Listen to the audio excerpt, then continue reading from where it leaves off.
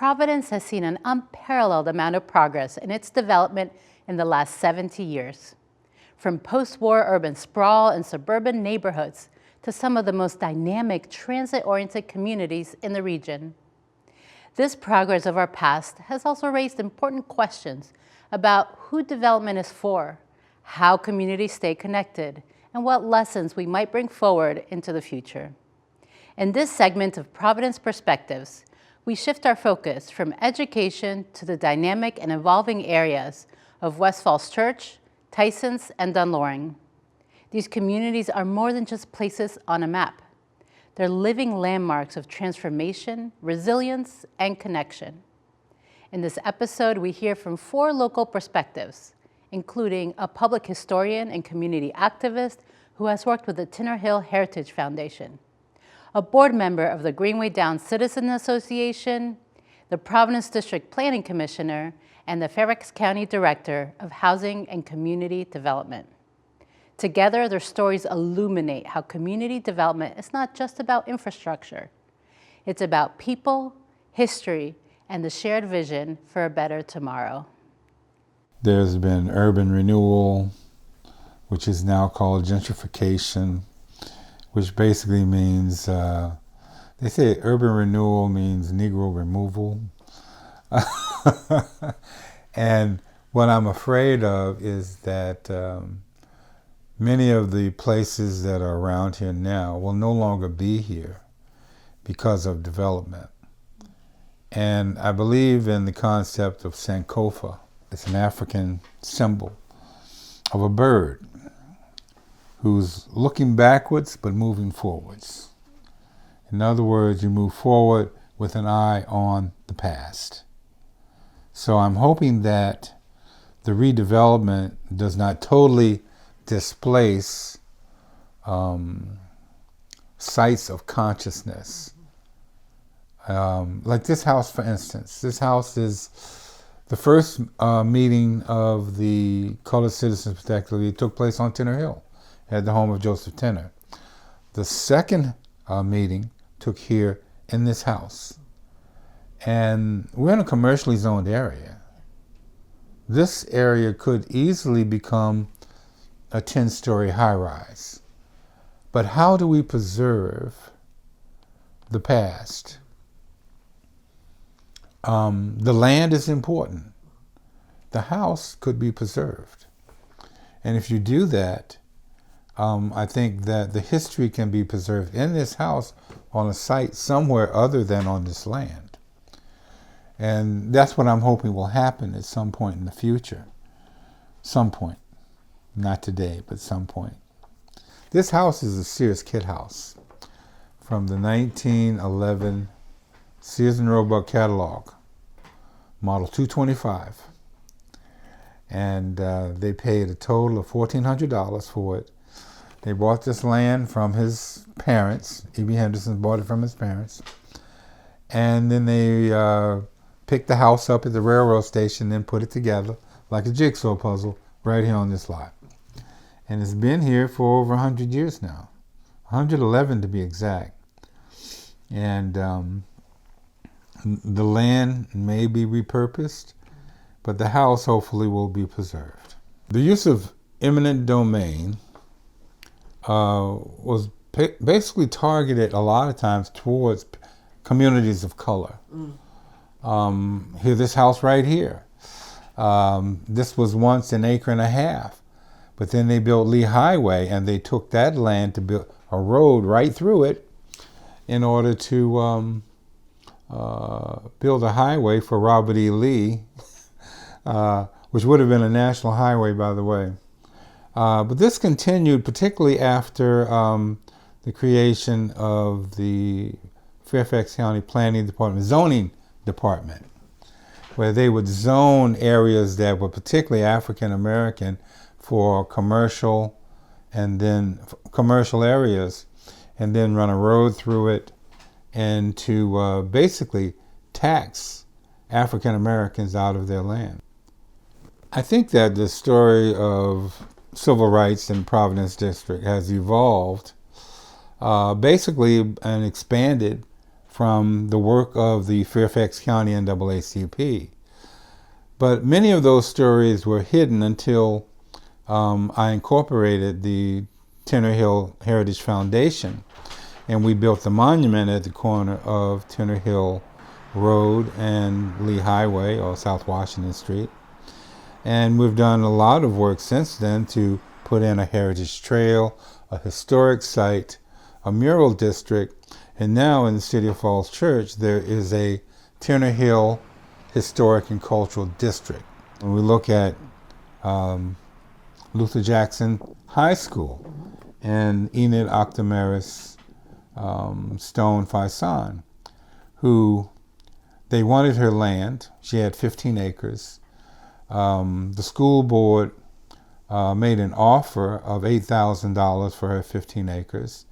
She refused it, and then the Board of Supervisors condemned the land and went ahead and paid her the $8,000 anyway, which averaged about $533 per acre, whereas they had offered other areas that were not African American as much as $1,200 per acre. James Lee bought a number of acres from, and I'm not sure how many right now, from the Delaney plantation. These kinds of purchases were set up by Colonel John Crocker. Some people might have called him a carpetbagger. He was a northerner who fought in the Union Army and made his home here in Fairfax County, and would buy land and then resell it to African Americans, because the original owners, the white owners, would not sell the land to African Americans.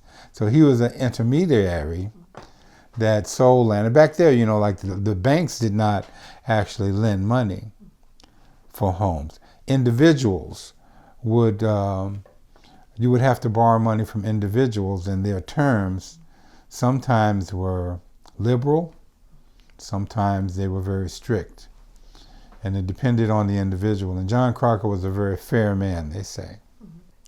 The James Lee School was finished in 1948-49. And my grandmother, she had actually decided that she was going to retire around 1945. But when the plan came that they were going to build, you know, James Lee School, she hung around and spent her last year as principal of the James Lee School. And that was the 48-49.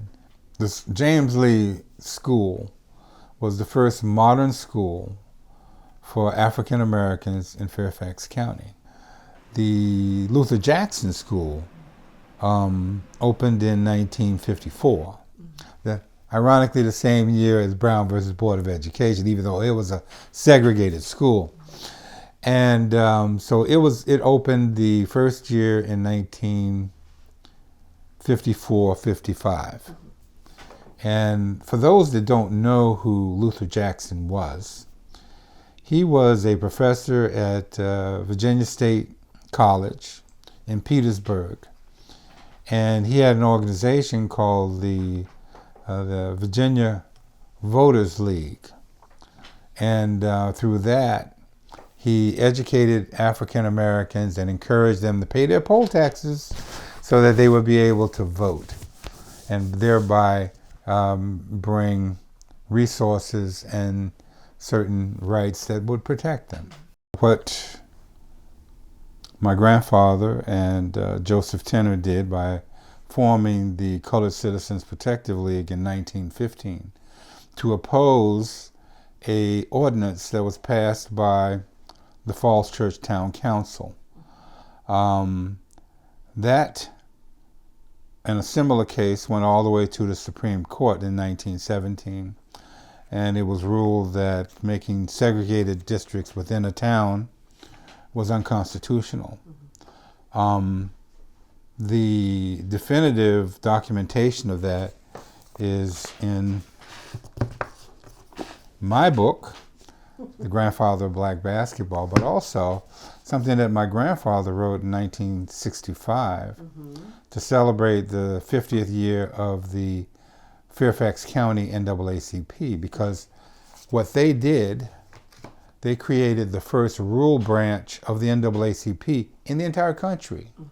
So not only was it important to Providence District, it was important to Fairfax County, the state of Virginia, and the nation as a whole.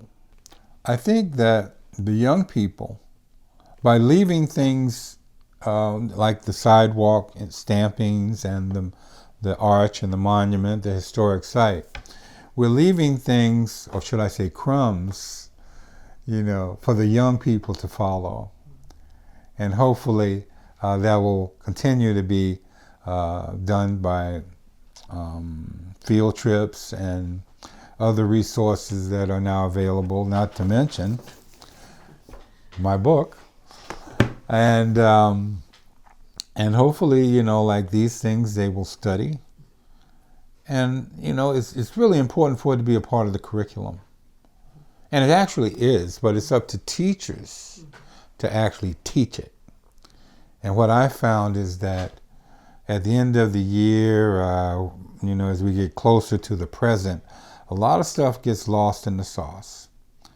And so we really need to do a better job of particularly covering the era of civil rights and social justice here in this country, because it is one of the most dynamic stories in our nation's history. But I'm hoping to leave something here so after that I'm gone, the story will still be relevant and alive. Greenway Downs neighborhood is situated just south of the city of Falls Church. We are bordered on the north by Route 29, the south by Custis Parkway, and then on the east, Bowling Road, and the west, Woodlawn.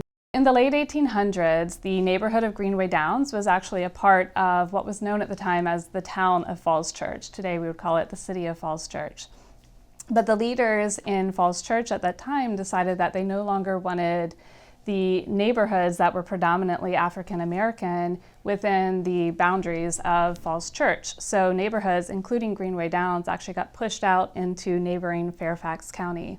Fast forward to the 1920s, when real estate developer Ruby Minar actually purchased 109 acres here in Greenway Downs, what is today known as Greenway Downs. And when she began selling off the properties, the property deeds for each of the properties here in Greenway Downs actually included racial covenants that excluded African Americans from purchasing land here in Greenway Downs. So I think it's important that we understand that these decisions that happened in the past really shaped who we are today. And it's important that we are mindful of that history so that we can go forward as a neighborhood and be consciously more welcoming of neighbors. So much of our neighborhood was defined by these decisions that really marginalized different communities. And so I think it's just important that we acknowledge that history as we move forward as a neighborhood. Lots of our homes were built starting in the late 1930s until the early 1950s.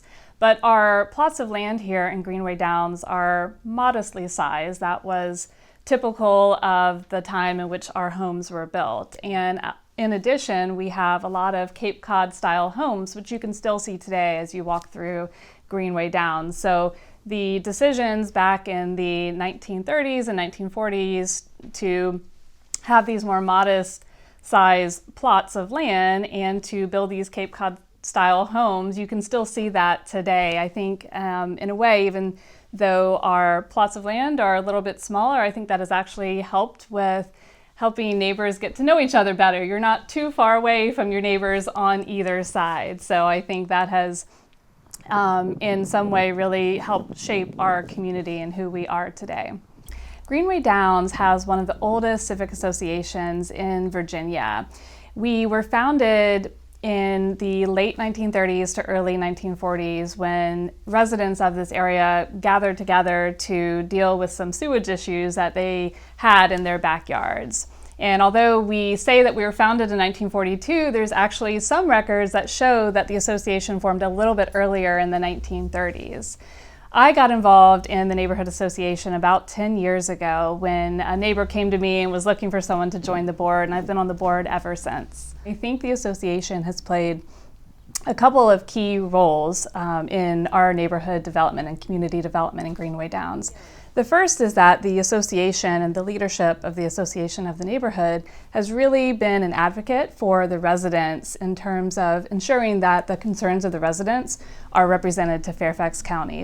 We have about 480 homes in this neighborhood, so it is a good-sized neighborhood, and I think that the association continues to this day to be able to advocate for the neighbors. The second way that the association has played a pivotal role in community development has been in the way that the association has really encouraged a lot of community activities, whether big events like our Fall Fest and our Spring Fest, or in more recent years, the association has really encouraged neighbors to create their own groups and social interest clubs. It's interesting to me how, as much as things may change, some things always stay the same. When you go back and look at our board minutes and our newsletters from the 1950s and 1960s, you can see even back then residents were advocating for our parks and making sure that our parks were a safe place for children to play in. And they have always had an interest in making sure that we have cars that are going through the neighborhoods at an appropriate speed and that our sidewalks are maintained well. So some of these issues have stayed the same over decades here in Greenway Downs. As Fairfax County and Tysons emerged from its sort of agrarian past, no one really could have imagined what had been sort of this humble crossroads, literally Tysons Corner with a gas station. No one could have imagined what it would become. Having grown up here, I watched Tysons from the 1970s through now grow from a shopping mall and a Kmart nearby to what is really a thriving suburban city. It has been very thoughtfully planned around a major investment of transit in the form of 4 Silver Line stations from the Metro, and we have been able to attract dozens of world-class developments to the area to create much more of an urban community. The shift that's taken place in Tysons has been reflective of the county's belief that people should be able to live near where they work. It used to be that Tysons was a place that you went. It wasn't a place really that you lived. There was very little residential development in what we now know as the Tysons Urban Center. And over the last 20 years, particularly with the replanning about 15 years ago, the development, the evolution of Tysons has really taken flight, and that's because of residential and other mixed uses coming into play. So it really is a wonderful place now to work, to play, to shop, and now increasingly to live. Tysons is now the economic engine of the county. Fairfax County is the economic engine of the Commonwealth of Virginia. And a healthy economic engine has housing of all types. Housing for the many people who work in services and retail, housing for entry-level professionals who are coming here for their first job, the entire continuum of housing. But in particular, it has been critically important, the county's investment in the needs of low and moderate income working families to be able to live in Tysons and support that economic engine. Having been a lifelong resident of Providence District myself, I've had the opportunity to see what real leadership about affordable housing looks like at the board level. In 1973, then Supervisor Jim Scott made the motion which ended up creating the Fairfax County Department of Housing and Community Development. Subsequent board members displayed a tremendous amount of courage from Providence District to help expand affordable housing in the community. For example, Kate Hanley was a real leader in the creation of the Affordable Dwelling Unit Ordinance in the late 1980s and early 1990s. And of course, Jerry Connolly, both as Providence District Supervisor and then as Chairman of the Board of Supervisors, was a true champion of affordable housing and led the creation of the very first major fund for affordable housing that was locally funded here in Fairfax County. So in Providence District, there are such great examples of truly innovative approaches to affordable housing. We have the Indigo at McLean Station, which is a public-private partnership that is under construction right now in the Merrifield area. Just adjacent to the Mosaic District is our very first building repurposing to create affordable housing out of an old office building. And both of those projects have a lot of amenities and have access to communities that include park space, open space, retail, shopping, dining, etc. I think Tysons has truly become a community, a place, a neighborhood, because there are more people living there now. The presence of housing of all types, married with the many retail and entertainment options that exist in Tysons, has begun to truly create and what's become a real destination, both to live, to work, to play. It has become a place people really want to be. And you don't necessarily have to get in your car to enjoy Tysons anymore. I'm really confident that we're laying a very sound foundation for decades to come for growth and community development in Tysons Corner. From the foundational work that was done in the early 70s, the creation of the comprehensive plan, the creation of the Tysons plan under the leadership of then Supervisor Linda Smith, and the great work of our colleagues at the Department of Planning and Development. All of that has built upon itself to put us in a position to succeed into the future for delivering Tysons, again, as truly one community. The viewpoint at the time was, how do we create separation between where neighborhoods are, where shopping is, where people work?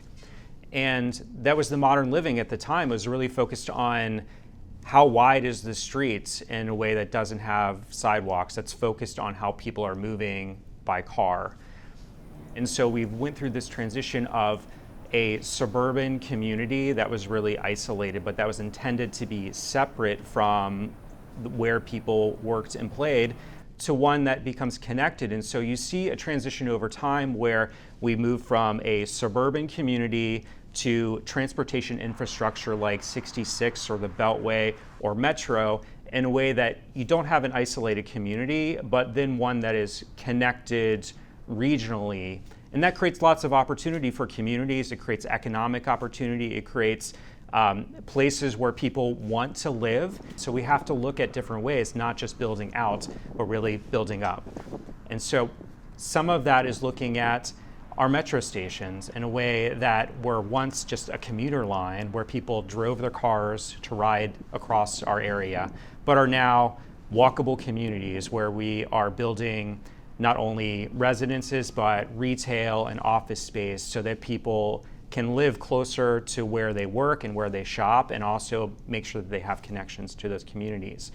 Looking at to make sure that communities that are around those areas that are growing in intensity and density, that we're preserving what's made those communities so special, that what makes a great neighborhood in our area, that communities can continue to benefit from that, but have that access to those opportunities. So making sure that we have safe connections to how older communities reach out to new communities, and to make sure that everyone has the opportunity to move through a community, no matter it's a car or a bicycle or walking.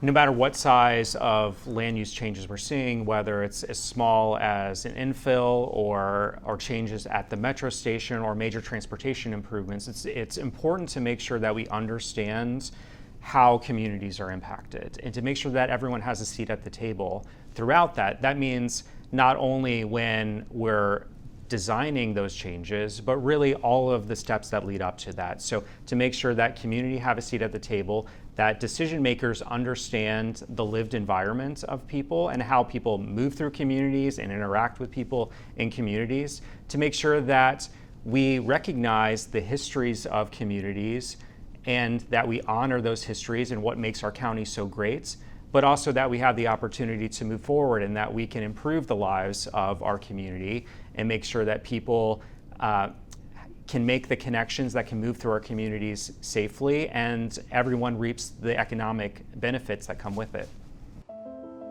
As we reflect on the voices shared in this segment of Providence Perspectives, one message rings clear. Community development is not just about buildings and roads. It's about people, stories, and the shared spaces that connect us. Whether it's preserving historic landmarks, advocating for equitable land use, or creating walkable, inclusive neighborhoods, the work of these local leaders reminds us that progress must honor the past while shaping a better future.